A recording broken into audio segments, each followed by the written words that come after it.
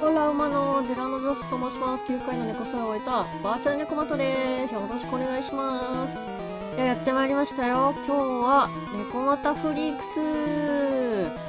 怖い話をですね、実体験の話をゆるーくお話しするんですけれども、今回からですね、後ろの背景でなるべく怖くないようにお伝えさせていただきます。はい。今回お話しするのはですね、僕の優しさが裏目に出たという話です。怪談ではないです。人間に負けて人間界で仕事をしてた頃のお話です。結論から言うと、バッドエンドですね。そして今でも僕は原因は本当に僕にあったのかなって少しだけ考えてたりします。まずですね、その職場はパソコン業務が中心で、社内連絡ツールっていうのがあったんですね。で基本は業務連絡のみだったんですけど、使うのは月に一度あるかないかみたいな感じだったんです。主に使う場面としてはエラーのスクショを起こるとか、その程度だったんですけど、僕の職場でですね、僕は、明るくフレンドリーみたいな立ち位置だったんですよ。今みたいにね。で全員に挨拶して、全員の何かを必ず毎日1個褒めるみたいな感じだったんですけど、それが人間界で生きるコツなんだなって思ってました。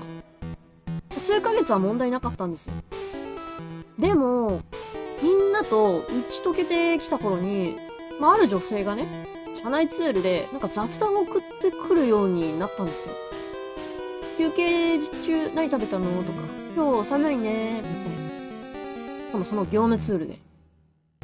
正直ね、違和感はあったんですよ。僕は、警戒心、猫股っていうか、9回の猫生でですね、警戒心が結構強くなってて、で、なのでそのやりとりをですね、上司にスクショで共有してたんですよ。このツールはもともと監視されてるので、僕が報告することによって、僕の本意ではないということが、わかるようにやってたんですよね。でも結果的に、僕も私的利用をしてるっていう、側に見えたようなんですね。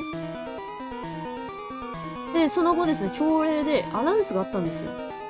社内ツールの私的利用が確認されました。みたいな。で、その直後ですね、また彼女から連絡が来てて、正直呆れちゃったんですよ、僕。なので言ったんですね。でも、言われてるから、連絡しないで、みたいな。そしたら彼女は何度も、なんでって送ってきたわけなんですよね。怖くなりました。なので、僕はですね、連絡は無視して、でも、職場の方では普通に接することにしたんですよ。